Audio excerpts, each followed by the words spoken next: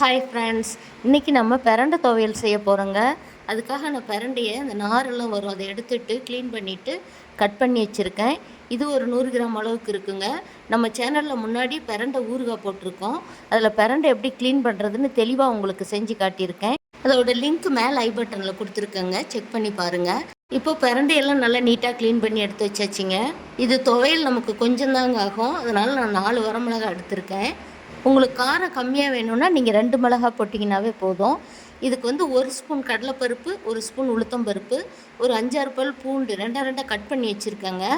இதுக்கு கொஞ்சமாக பெருங்காயத்தூள், சின்னதாக ஒரு சின்ன நெல்லிக்காய் அளவுக்கு புளி எடுத்திருக்கேன். ரொம்பவே கம்மியாக போடலாம். அதை நான் நார் அந்த ஓடெல்லாம் எடுத்துகிட்டு க்ளீன் பண்ணி வச்சுருக்கேன். சின்ன துண்டாக இஞ்சி ஒரு பீஸு.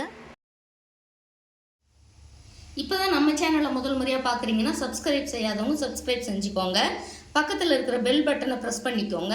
அப்போ தான் நான் போடுற வீடியோ உடனுக்குடனே உங்களுக்கு நோட்டிஃபிகேஷனில் வந்து சேரும். இப்போ இதை எப்படி செய்கிறதுன்னு பார்க்கலாம் வாங்க. ஸ்டவ் ஆன் பண்ணி ஒரு பாத்திரம் வச்சுருக்கேங்க. இது நல்லா காஞ்சிருக்கு. இதுக்கு ஒரு 2 ஸ்பூன் அளவுக்கு எண்ணெய் விட்டுக்கலாம். எண்ணெய் நல்லா காஞ்சிருச்சிங்க. நம்ம எடுத்து வச்சுருக்கிற கடலை பருப்பையும் உளுத்தம் பருப்பையும் சேர்த்துக்கலாம். இந்த பருப்புலாம் நல்லா செவந்து வரணுங்க பொன்னிறமாக. இது வரமிளகாய் இதோடு சேர்த்துக்கலாம். பருப்புலாம் நல்லா செவந்து வருது. இப்போ எடுத்து வச்சுருக்கிற பூண்டு சேர்த்துக்கலாம்.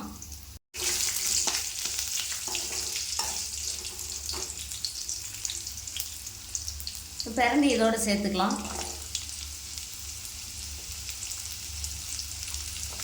நல்லா கலந்து விட்டுக்கலாம்.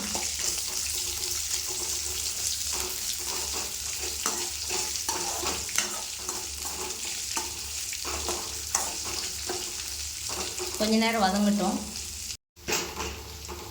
இந்த பிரண்டை நல்லா வதங்கி வருதுங்க. இந்த சமயத்துக்கு நம்ம எடுத்து வச்சுருக்கிற புளியை இதோடு சேர்த்துக்கலாம்.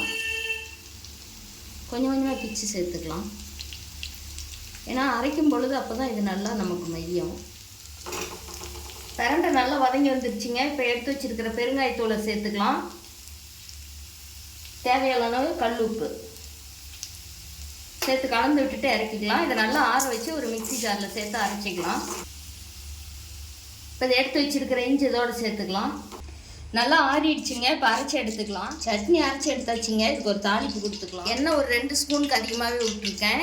கொஞ்சம் கடுகு போட்டு இது பொரிஞ்சதை இதில் சேர்த்துக்கலாம். கடுகு நல்லா பொரிஞ்சிருச்சுங்க. இப்போ இந்த சட்னி இதோடு சேர்த்துக்கலாம். இது கொஞ்ச நேரம் இதில் அப்படியே இந்த பச்சை வாசம்லாம் போய் கொதிக்கட்டும். அடுப்பு சன்னமாகவே வச்சுக்கலாம். நான் இது கொஞ்சம் எண்ணெய் அதிகமாகவே ஊற்றிருக்கிறேன். ஏன்னா அந்த எண்ணெயிலேயே அந்த துவையல் நல்லா இதாகும்போது நமக்கு நல்லாயிருக்கும். பாருங்க, தாளித்து 1 நிமிஷம் ஆயிடுச்சு.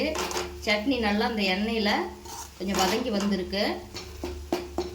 இப்போ நம்ம சாதத்துக்கு போட்டு சாப்பிட்லாம்.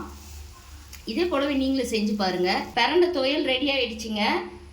இதே போலவே நீங்களும் ட்ரை பண்ணி பாருங்கள். இந்த வீடியோ பிடிச்சிருந்தால் லைக் பண்ணி ஷேர் பண்ணுங்கள், சப்ஸ்கிரைப் பண்ணுங்கள்.